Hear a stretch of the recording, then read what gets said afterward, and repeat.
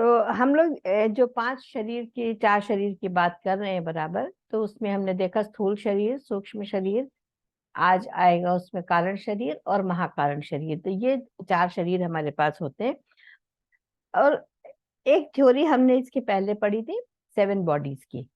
7 bodies में हमने पढ़ा था physical body, etheric body, astral body, mental body, फिर क्या था, causal body, supra causal and nirvanic body. हमने 7 बॉडीज पढ़े थे। तो उस दिन जो हमारा प्रश्न था वो यही था कि कौन से 3 बॉडीज जो है वो इसमें मर्ज हो गए हैं, जो हमारा सूक्ष्म शरीर है। तो वो जैसे क्लैरिटी अब हमको हो गई है कि हमारा एथरिक बॉडी, एस्ट्रल बॉडी और हमारा मेंटल बॉडी, ये तीनों लेयर्स को मिला करके हमने बनाया है। ये जो हिंदू पौराणिक जो पुराणों के अनुसार जो हमारा आया है उसमें है कि ये 3 लेयर्स को अलग नहीं करके उन्होंने एक लेयर बना दी, दैट इज सूक्ष्म शरीर। अब इसके साथ में हमने पंच महाकोश भी पढ़े थे, पहले उसको भी ले लेते हैं, उसके बाद हम आगे बढ़ते हैं। पंच महाकोश में हमने क्या पढ़ा था? हमने सबसे पहले पढ़ा था अन्नमय कोश। तो अन्नमय कोश का आप उसको फिजिकल बॉडी से देखिए, आप रिलेट करिए। फिजिकल बॉडी जो होती है हमारी, उसको अन्न की जरूरत है, तभी वो ग्रॉस मटेरियल से बना हुआ है। क्या क्या चीजें हमारी, हड्डियां हैं, हमारा रुधिर है, हमारा जो मसल्स हैं, टिश्यूज हैं, इन सारी चीजों से मिलकर के बना है। तो उसके पोषण के लिए हमको क्या चीज चाहिए थी? वो हमको अन्न की जरूरत है। तो इस सबसे पहले हमारा आता है अन्नमय कोश, यानी वो पृथ्वी तत्व हो गया। फिर हमने उसके बाद था प्राणमय कोश। प्राणमय कोश यानी वाटर एलिमेंट, जिसकी हमको जीवन में आवश्यकता होती है। बिना वाटर के ना सर्वाइवल है, ना एक्सटर्नली ना इंटरनली। तो वाटर एलिमेंट जो हमारा जो आता है वो हमारा आ जाता है प्राणमय कोश, क्योंकि वो हमें प्राणों से कनेक्ट कर रहा है। वो पूरे में क्या होता है, फ्लो करता है। उस फ्लूइडिटी की वजह से हम उसको कहते हैं प्राणमय कोश। फिर हमारा आता है मनोमय कोश। मनोमय कोश यानी मेंटल लेयर जो हमारी होती है, और यह हमारा होता है फायर एलिमेंट। अब आपने ये देखा कि हमारा जो अभी ये जो हम प्राण लेंगे उसमें हम इसको और डिटेल में बताएंगे। इसको हम इसलिए बता रहे हैं कि कोई कंफ्यूजन नहीं रहना चाहिए। तो फायर एलिमेंट जो है हमारे बॉडी को, जो हमारे अंदर पैशन, जो हमारे अंदर डाइजेशन, सारी चीजों को करता है, वो हमारा करता है फायर एलिमेंट। फिर हमारा आता है विज्ञानमय कोश यानी इंटेलेक्ट, हमारी जो हमारी बुद्धि है। अब देखो बुद्धि, हमने यहाँ पर क्या कहा था कि सूक्ष्म शरीर में हमारी बुद्धि भी आती है। हमने इसमें क्या किया था, 5 कर्मेंद्रियां, 5 ज्ञानेंद्रियां, 5 प्राण, मन, बुद्धि।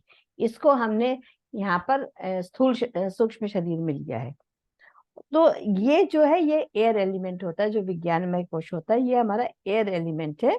और आनंदमय कोश स्पेस एलिमेंट हो गया। और पूरी तरीके से ये हमारी ब्लिसफुल स्टेट जो होती है वो हमारी आनंदमय कोश में आती है। जो उसमें हमने 7 बॉडीज में करा था वो हमारी निर्वाणिक बॉडी थी, यानी that is all one and the same thing. उसको अलग अलग लोगों ने अलग अलग तरह से इसलिए डिस्क्राइब करा है कि जिसमें आपको बिल्कुल जहां से जिस तरह से भी समझ में आ जाए आपको अपने बॉडी के बारे में, वो क्लैरिटी होनी चाहिए। कोई कंफ्यूजन इसमें नहीं, क्योंकि अल्टीमेटली जो हमारा गोल है, हम जितनी भी बातें कर रहे हैं ये सब किस लिए कर रहे हैं कि हमको समझ आ जाए हमारी शारीरिक संरचना क्या है, क्या प्राण है, क्या आत्मा है, क्या कॉन्शियसनेस की जो हम लोग बात करते हैं, फिजिकल बॉडी की बात करते हैं, बार बार इन बातों को करते हैं। और फिर भी जब हम हुए की प्रैक्टिस करते हैं तो क्या हो जाता है, हम अपने आई से कनेक्ट नहीं हो पाते हैं। तो इस वजह से इस हर चीज को समझना जरूरी हो जाता है। अब हम लोग उस दिन जो पढ़ रहे थे प्राण के बारे में, हमने क्या पढ़ा था? प्रा माने प्रा उपसर्ग हो गया था, आन माने गति, यानी जो प्राण हमारे आत्मा के साथ जुड़ करके जो शरीर को गतिमान करता है वो हमने उसको प्राण मान लिया था। और बिना प्राण के भौतिक शरीर का, भौतिक चीजों का, सांसारिक चीजों का हम अनुभव नहीं ले सकते।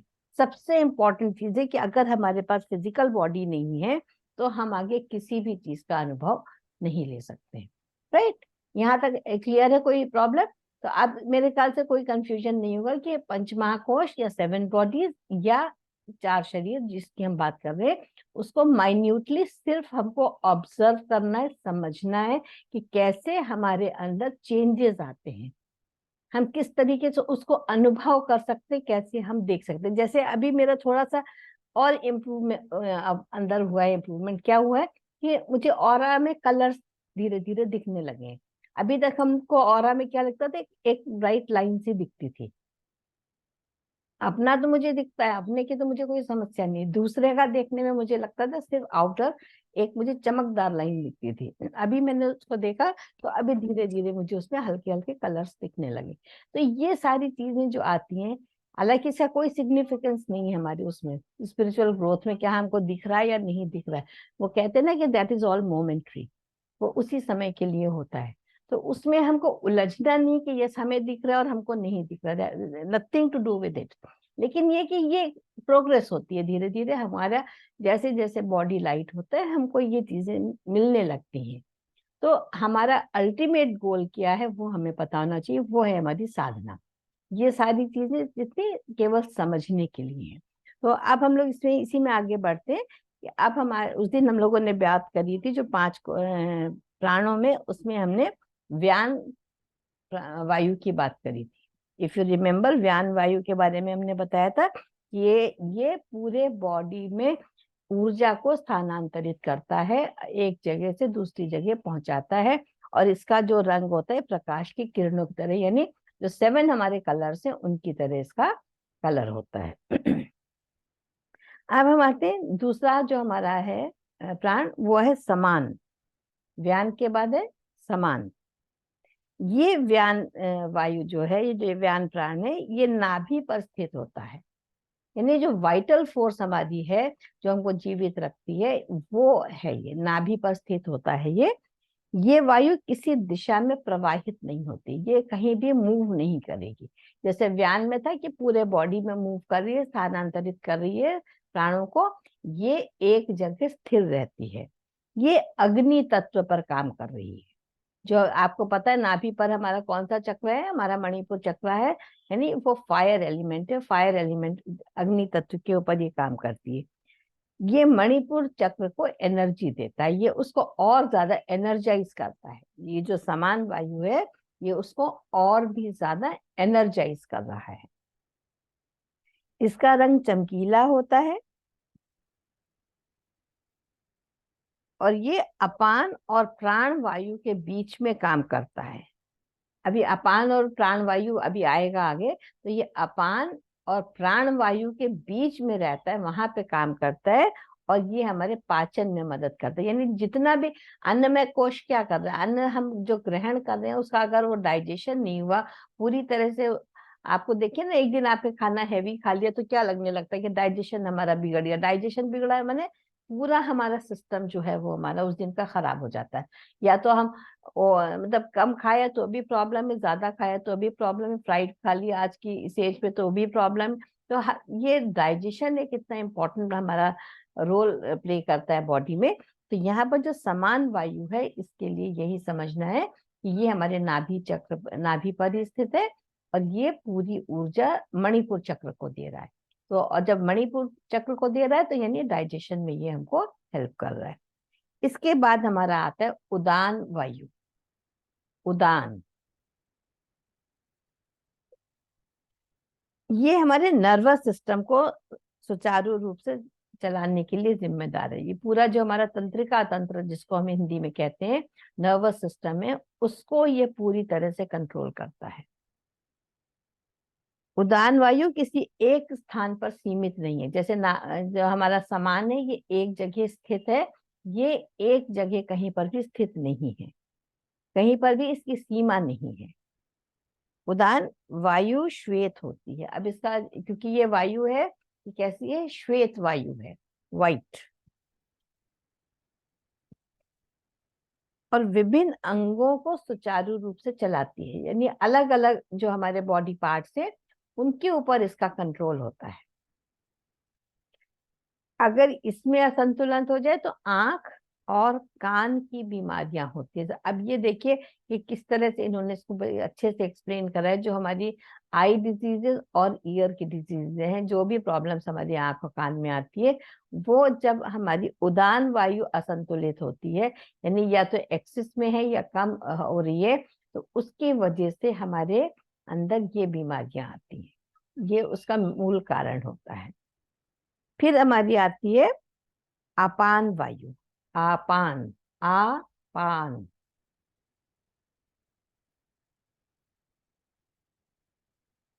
आपान वायु जो है ऊपर से नीचे की ओर बहती है। देखो, अब सब क्लियर हो रहा है ना कि जो हमारे व्यान था वो पूरे में घूम रहे हैं, सामान एक जगह पे हमारी स्थित है। उदान वायु, उसमें कहीं उसके लिए कोई सीमा नहीं है, वो कहीं पर भी पूरे में जा सकती है। और आपान वायु जो है हमारी, ये ऊपर से नीचे की ओर इसका प्रवाह होता है। और इसका निवास मूलाधार चक्र में होता है। ये कहाँ इसका निवास मूलाधार चक्र में होता है। ये लाल और सफेद रंग का मिश्रण है। एकदम ब्राइट रेड भी नहीं है और एकदम व्हाइट भी नहीं है, तो ये दोनों का एक मिश्रण सा होता है। उसको पिंक भी हम नहीं बोलेंगे, लेकिन रेड और व्हाइट का मिक्सचर है। ये sex, gas, menses, kidney, bladder को संतुलित करता है। यानी जो हमारी मेंस्ट्रुअल साइकिल हो गई, जो हमारे सेक्सुअलिटी है, हमारी किडनी, ब्लैडर और गैस जो हमको बहुत बनती है, ये जो नीचे के जो हमारे सारे ऑर्गन्स हो गए ना, क्योंकि मूलाधार चक्र की देखिए बात आ रही कि मूलाधार चक्र में स्थित है, तो जितने भी ऑर्गन्स हमारे नीचे की तरफ है, वो हमारे जेनाइटल्स हो गए, हमारे उसी से जो हमारी साइकिल चल रही है, किडनी, ब्लैडर, इन सारी चीजों में जहां जब भी हमको प्रॉब्लम होती है, तो इसका मतलब है हमारी आपान वायु जो है ये संतुलन में नहीं है। इसके बाद आती है प्राणवायु। प्राणवायु ऊपर की ओर बहती है।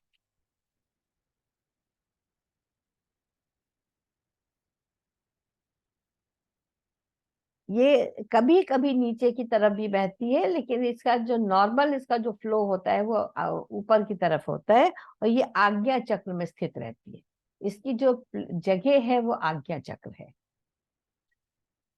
और ये हमारे श्वसन तंत्र के लिए, यानी हमारे जो रेस्पिरेटरी सिस्टम है उसके लिए भी यही रिस्पॉन्सिबल है।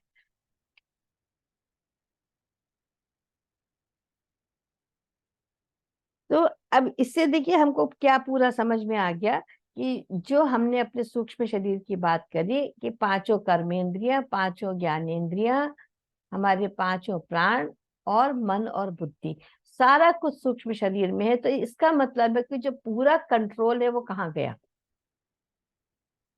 सारा कंट्रोल जो आ गया वो हमारे बॉडी का सूक्ष्म शरीर में आ गया।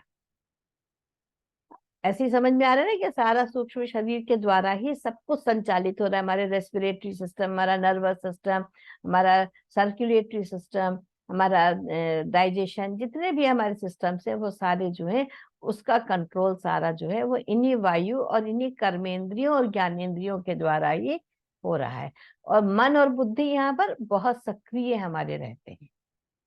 यहाँ पे चूंकि हम परसीव करते हैं ना बाहर से चीजों को, जैसे जैसे हम बाहर से चीजों को परसीव कर रहे हैं, तो वैसे वैसे हमारे थॉट्स बन रहे हैं। थॉट्स बन रहे हैं तो क्या हो रहा है, हमारा मन और बुद्धि दोनों काम कर रहे हैं।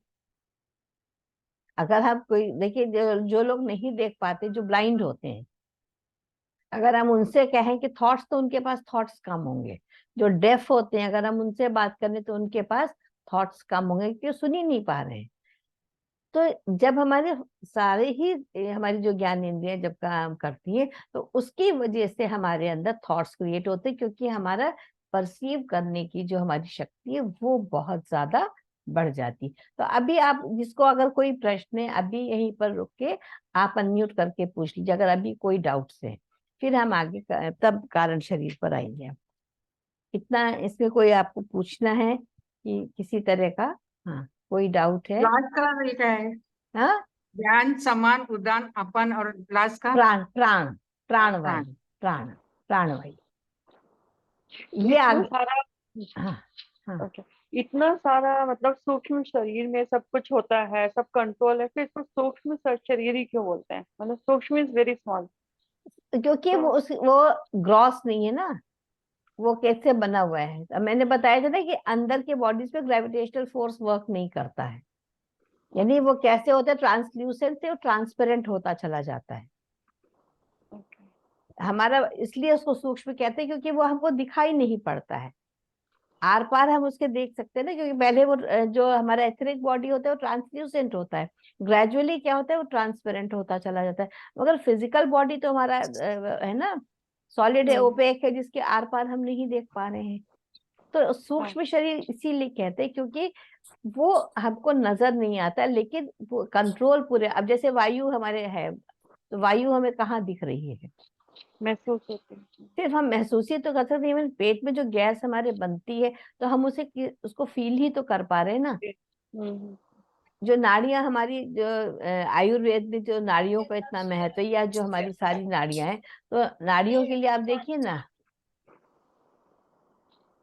हम उसको खाली महसूस ही तो कर पा रहे हैं, हम उसको फिजिकल फॉर्म में नहीं देख पा रहे, तो इसलिए उसको हम सूक्ष्म शरीर कहते हैं, क्योंकि that is not visible by our naked eyes. What is any more question? Thank you. हाँ, और किसी का कोई प्रश्न? एक विरोधाभास है। हाँ जी, थोड़ा थोड़ा थोड़ा धीरे धीरे बोलो, जल्दी जल्दी बोलते हो लिखा ही नहीं आता। ओह सॉरी, चलिए अब और धीरे बोलेंगे। ठीक है, ठीक, रह हाँ, ही जाता है, आधा तो रह ही जाता है। नहीं नहीं कोई बात नहीं है, मैं और स्लो बोलूंगी। हाँ बताओ कोई अलका। बात तो अपान का जो निवास है वो मूलाधार में, हम्म, बट वो ऊपर से नीचे बहती है। और नहीं, प्राण का जो हाँ है वो, हाँ, वो नीचे से ऊपर से नीचे प्राण की का ओर जो बह रही है है, निवास नीचे। आज्ञा चक्र में, वो नीचे से ऊपर बहती है। सो ये वो विरोधाभास वो कैसे वो हुआ? ऊपर को जा रही है, वो ऊपर को जा रही है, आज्ञा चक्र में निवास है, तो वो हमारे ऊपर से कनेक्ट, ऊपर को कनेक्ट कहाँ करे, ऊपर, कहाँ? ऊपर सी, यानी हाँ जब हाँ, मूलाधार में है तो वो मूलाधार में नीचे आपान कैसे है। जा रही है? मूलाधार में देखो, हार्ट सेंटर से तो सब नीचे ही जाता है ना, हार्ट जो हमारा सेंटर है, उसके बाद तो चीजें जो जो आ रही है, जो वायु का प्रवाह बता रहे हैं, मूलाधार में अगर सेंटर है, वो वो उसको उन्होंने कहा उसका निवास वहां पर होता है, but it is not exactly कि वो वहीं पर फिट होगी, क्योंकि वो उसका मूवमेंट हो रहा है ना, तो वो खाली स्थित का मतलब ये नहीं है कि वो सिर्फ वहीं पर है, वो पूरे नीचे के जितना हमारा पोर्शन है उसमें वो बह रही है। तो उसका जो फ्लो है दैट इज फ्रॉम द, आप ये मान लीजिए कि आपके मणिपुर से नीचे की ओर उसका फ्लो चल रहा है। तो और ये जो है ये हमारा आज्ञा में चूंकि स्थित है, उसको ये मान लिया कि उसको हम कहाँ पे लोकेट करें, उसकी लोकेशन हम कैसे मालूम करें, क्योंकि उसका प्रवाह ऊपर की ओर है, तो क्योंकि वो भी कोई फिजिकल फॉर्म नहीं है, तो हमने उसको एज्यूम कर लिया कि वो यहाँ पे स्थित है और यहाँ से वो ऊपर की ओर जा रही। देखो ये कोई, इसको साइंटिफिकली तो हम उसको नहीं दिखा सकते हैं ना कि हाँ यहीं से यहाँ तक जाएगी, that is only the movement of the वायु। ये वायु है, जो प्राण वायु इनको हम कहते हैं, तो वायु सिर्फ प्रवाहित होती है, सिर्फ नाभि वाला जो है वो नहीं हिल रहा है, वो अपनी जगह पर फिक्स है। अब जैसे पहले हमने पढ़ा व्यान, तो वो उसका क्या काम है, एनर्जी को ट्रांसफॉर्म करना to the whole body, right. तो जब अगर वो बहेगी नहीं तो कैसे जाएगा, कैसे एनर्जी कैसे जाएगी, देयर इज सम मीडिया जिसके थ्रू वो फ्लो हो रहा है।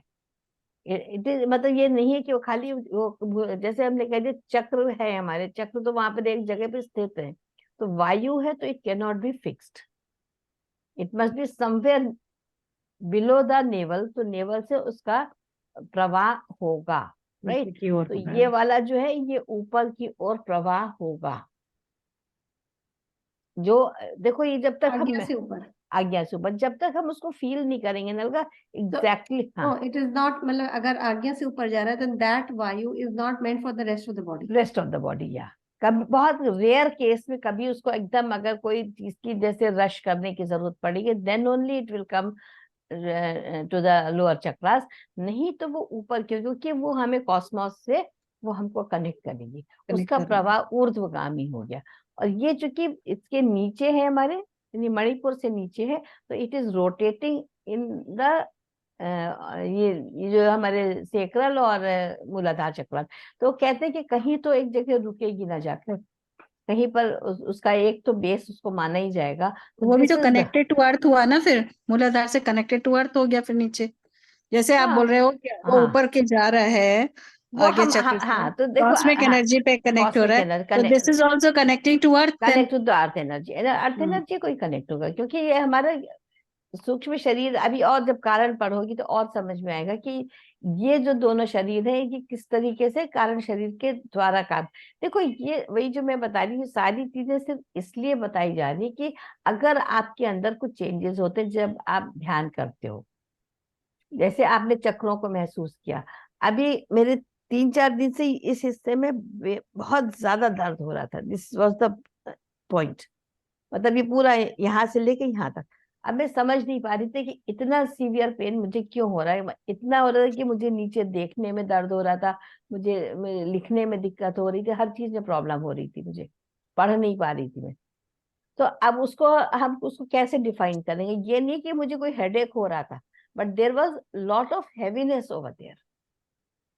तो उसको हमने किस तरीके से लिया, ठीक है, यहाँ से इसका मतलब है कि एनर्जी इज राइजिंग टुवर्ड्स सहस्त्रार।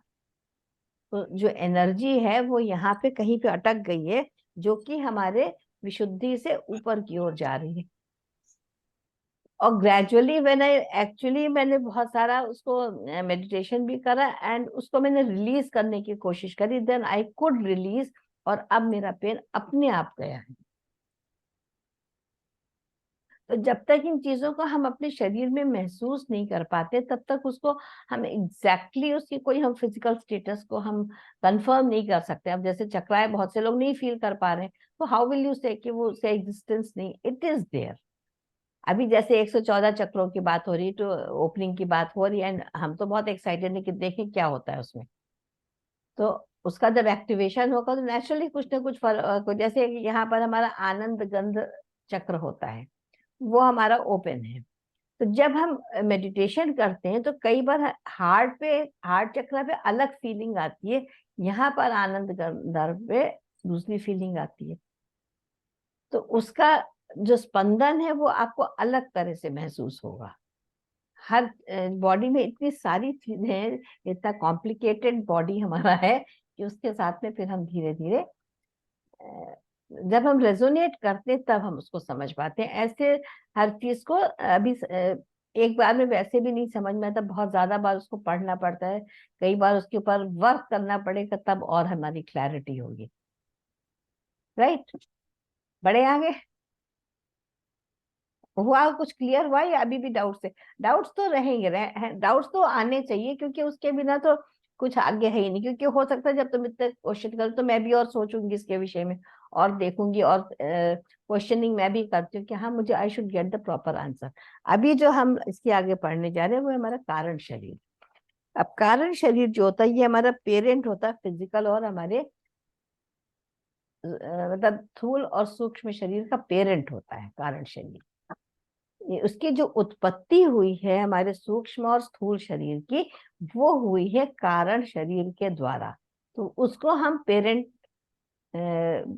शरीर भी कह सकते हैं, इज द पेरेंट। अब इसमें सबसे बड़ी बात क्या होती है कि ये अंधकारमय है। अब देखो कितने अभी इसमें जो तुम कह रहे हो ना कॉन्ट्रोडिक्टरी स्टेटमेंट्स अभी आएंगे, तुम देखना। ये अंधकार में है। अब ये सोचो कि अंधकार में ये क्यों है, क्योंकि यहाँ पर फॉरगेटफुलनेस है, हम यहाँ पर इसको चीजों को भूलते हैं, ये अविद्या का घर है, अविद्या का घर है। अब आप सोचिए कि यहाँ पर किसी भी चीज को हम ज्ञान यहाँ पर हम नहीं ला रहे हैं, यहाँ पर हम इसको कह रहे हैं पेरेंट ऑफ द फिजिकल स्थूल और सूक्ष्म शरीर। और दूसरी चीज ये अंधकार में होता है। जब हम नींद में होते हैं तब हम उस अंधकार को महसूस करते हैं। अब देखो अंधकार हम कैसे महसूस करें कि हाँ हमारा जो कारण शरीर है वो अंधकार में है। जब हम नींद में होते हैं, जब हम सोते हैं, उस समय हमारे अंदर कोई ज्ञान नहीं होता। उस दिन एक और क्वेश्चन आया था, शायद कविता जी ने पूछा था, किसने पूछा था, या नहीं कमलेश जी ने शायद पूछा था, कि स्वप्नावस्था में क्या होता है। स्वप्नावस्था में हम विटनेस करते हैं, मैंने आपको बताया था, लेकिन एक चीज उसमें और थी कि जब हम नींद में भी होते तो वहां पर होते हैं मगर हम, कार्य हम वहां भी कर रहे होते हैं, क्योंकि स्वप्न जब हम देख रहे हैं यानी हम वहां पे मौजूद हैं, तभी तो हम स्वप्न देख रहे हैं। लेकिन जैसे ही हम जागृत अवस्था में आ जाते हैं, यानी जब हम जग जाते हैं नींद से, तब हम कहते हैं वो तो हमने विटनेस करा था। तो ये जो पूरा संसार चल रहा है, ये उसी प्रकार से उसी थ्योरी पे चल रहा है कि हम कार्य तो कर रहे हैं, लेकिन जब हम चेतना हमारी जागृत हो जाएगी, तब हम इसको भी विटनेस करेंगे कि हाँ हम कार्य कर रहे हैं, यानी हम अपने को कार्य करते हुए देखेंगे। जैसे हम नींद में देखते हैं ना, हमने क्या करा, विटनेस कॉन्शियसनेस में हम आए, करा विटनेस की नहीं है, और लेकिन वो हमने कब करा, जब हम जग गए। तो जब हमारी आत्मा जागृत हो जाएगी, यानी जब हमारे अंदर जागृति आ जाएगी, तब हम जितना भी कार्य इस समय कर रहे हैं वो भी हमारे लिए विटनेस हो जाएगा। ये somebody is doing, that is not me, क्योंकि हु एम आई ना, मैं कौन हूँ, तो मैं केवल, मेरा शरीर थोड़ी है। तो ये कितना ब्यूटीफुल ये चीजें इस तरीके से आ जाती हैं, जहां कोई चिंतन नहीं, विचार नहीं। क्यों अंधकार होता है स्वप्न में? अंधकार का मतलब क्या है कि वहां पर कोई चिंतन नहीं है और कोई विचार नहीं है। कितनी ब्यूटीफुल बात है, आप इसको देखिए। मतलब मैं तो बिल्कुल बहुत ही खुश होती हूँ उसको पढ़ के, कि वहां पर हम कुछ सोच ही नहीं पा रहे हैं, हम तो सिर्फ स्वप्न देख रहे हैं। अब अगर हम उसमें चाहें कि हम उसको चेंज कर दें स्वप्न को, तो क्या हम कर सकते हैं? नहीं कर सकते ना। हम सिर्फ वहां पर मौजूद है, हम सब कुछ देख रहे हैं, और जब जग गए तो हमने विटनेस कर लिया। जब कारण होता है, तभी शरीर सूर्य की तरह उदय होता है। अगर कारण ना हो तो शरीर कैसे उदय हो, यानी जागृति हमारे अंदर कैसे आएगी? सूर्य के उदय का मतलब है प्रकाश। जब कारण कोई अंधकार होगा, अंधकार से निकलने के लिए हमारे पास क्या, हमें सूर्य का प्रकाश चाहिए। तो कारण जो है वो, कारण शरीर हमारा अंधकार में है। अंधकार का मतलब है कि हमारे पास ज्ञान ही नहीं है, हम अज्ञानी है, अविद्या है हमारे पास। तो उसको दूर करने के लिए हमें क्या चाहिए? हमें प्रकाश की जरूरत है। तो जो सूर्य की तरह होता है, जो कार्य इस शरीर द्वारा होते हैं, उन्हीं के लिए इस शरीर का संसार में आना होता है। जब इस शरीर क्यों आता है, यहाँ पर देखिए, जो कारण हम लोग पूछते हैं ना कि हम यहाँ क्यों आए हैं, तो उन्होंने इतने क्लैरिटी से कहा है कि जो कार्य इस शरीर के द्वारा होना है, हमारे हमको जो शरीर मिला है, हम जिस भी लाइफ पर्पस के लिए आए हैं, जिन जिन कार्यों को संपूर्ण करने के लिए आए हैं, उन्हीं कार्यों को जब हम पूरा कर लेते हैं, तब हमारा शरीर यहाँ से हट जाता है। तो एक वजह है हमारे आने की। और जैसे ही कार्य समाप्त हमारा हो जाता है, हम लोग ये कहते हैं ना कि अरे ये हो गया, वो हो गया, ये एक्सीडेंट हो गया, या इतना लड़ाई झगड़ा हो रहा है, या किस वजह से बीमारी हो गई, क्यों डेथ हो गई किसी की भी। तो डेथ का क्या यहाँ पर उन्होंने बताया है कि जैसे ही उस शरीर का कार्य संपूर्ण हो जाता है, बिना किसी पूर्व सूचना के ये पंच तत्व में मिल जाता है। तो किसी को सूचना देने की उसको जरूरत नहीं होती है, उसको मालूम है, आत्मा को। आत्मा सब कुछ जानती है, वो अज्ञानी नहीं है। अज्ञान हमारे ऊपर इसलिए हावी हो गया है क्योंकि हम अपने अपने स्वरूप को भूल चुके हैं, हमें मालूम ही नहीं है। तो जैसे ही हमारा कार्य पूर्ण होता है इस शरीर के द्वारा, वैसे ही आत्मा हमारी पंच तत्व में विलीन हो जाती है, वो शरीर को छोड़ देती, कहती है हो गया हमारा काम। आत्मा नहीं दुखी होती है, दुखी और लोग होते हैं, लेकिन वो आत्मा हमेशा प्रसन्न होती है कि उसको मालूम है मैंने अपना कार्य संपूर्ण कर लिया है। कारण शरीर में 99% 6 तत्व हैं। अब ये चीज लिख लीजिए आप लोग, 99% हमारे शरीर में 6 तत्व हैं। वो कौन से 6 तत्व हैं कारण शरीर में? वो है कार्बन, ऑक्सीजन, हाइड्रोजन,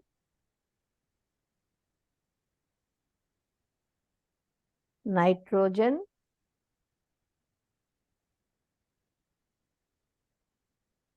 कैल्शियम,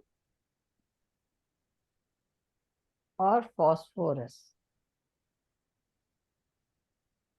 तो ऑक्सीजन तो हमको इनहेल करने के लिए चाहिए ही, है ना। तो oxygen, hydrogen, nitrogen, carbon, calcium और फास्फोरस, ये 6 तत्वों से मिलकर के ये कारण शरीर निर्मित है।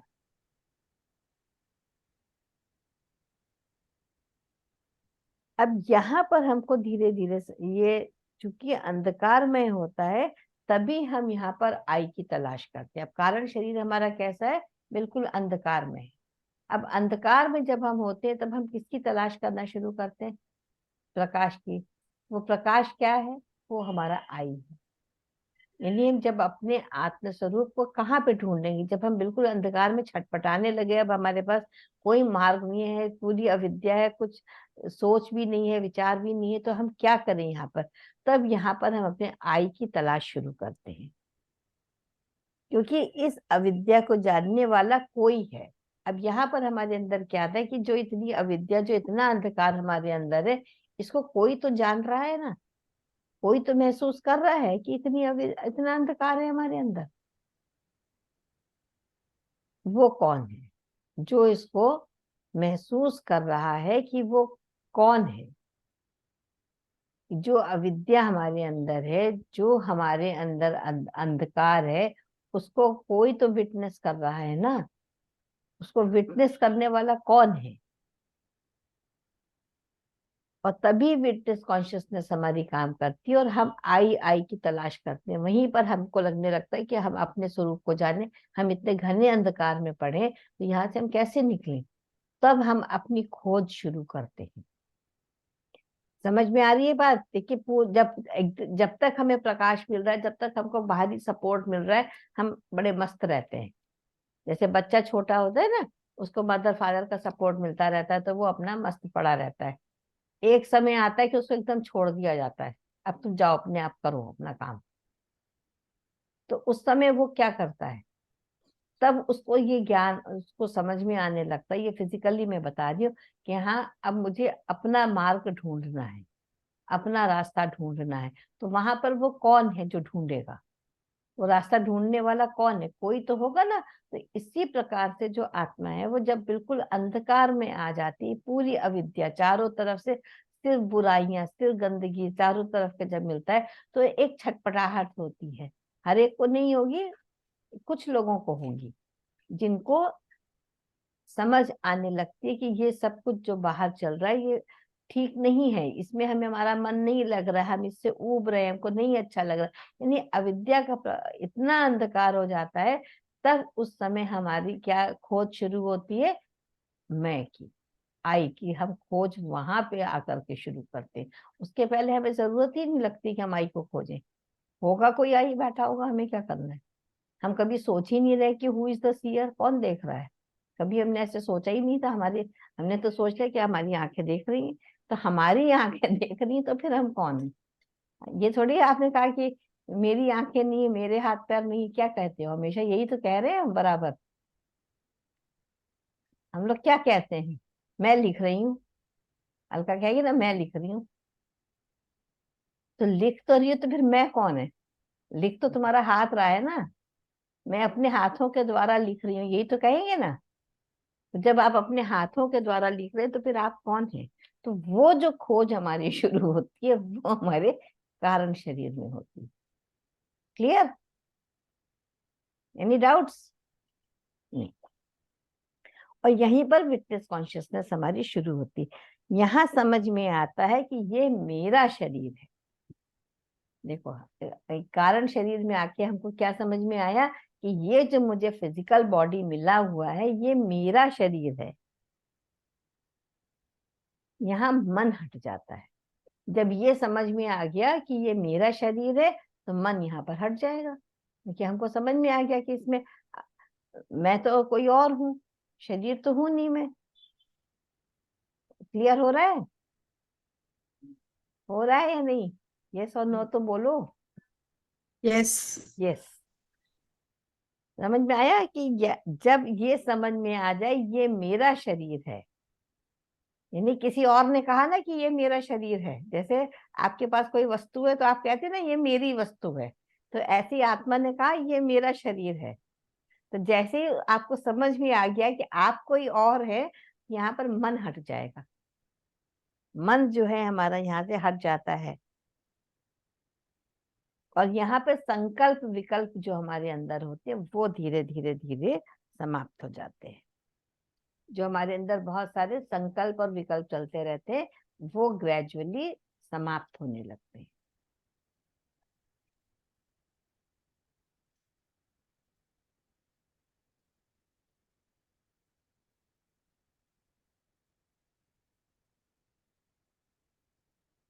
तो जिस समय हमारी मृत्यु भी होती है उस समय सूक्ष्म शरीर नहीं समझ पाता है, सूक्ष्म शरीर सॉरी नहीं समाप्त होता। जब मृत्यु होती है तो सूक्ष्म शरीर हमारा तब भी समाप्त नहीं होता। जैसे मैंने कहा था ना, एथरिक बॉडी जो जीवा है हमारा कॉन्शियसनेस वो वहीं पर रहती है।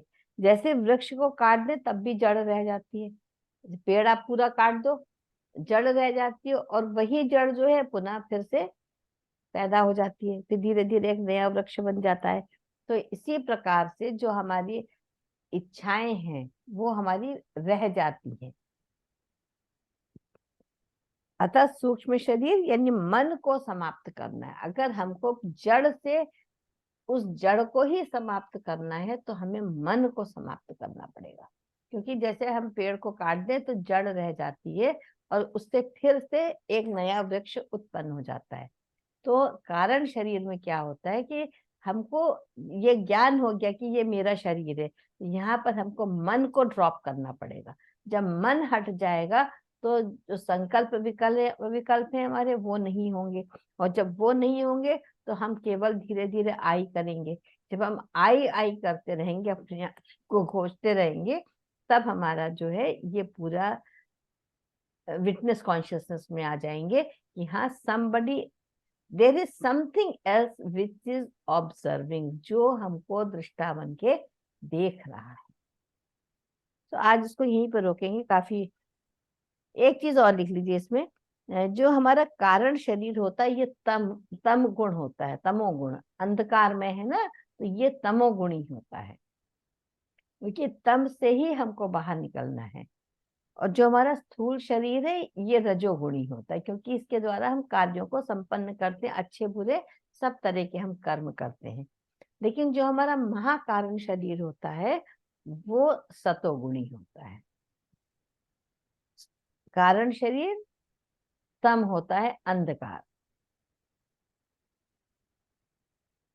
स्थूल शरीर रजोगुणी, जिसके द्वारा हम विभिन्न कार्यों को अच्छे बुरे कर्म सब करते। तो रजोगुण का मतलब यही होता है जिसमें अच्छा भी है खराब भी है। तम का मतलब पूर्ण अंधकार।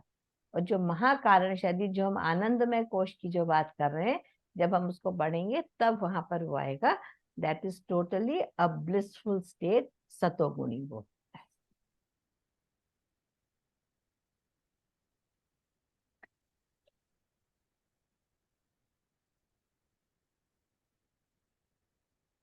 तो अभी अगर कहीं पर डाउट से इसको दोबारा पढ़ेंगे तब इसको आपको और क्लियर होगा। सुनिएगा इसको कि इसमें किस तरीके से हमने इसको समझने की कोशिश करी है।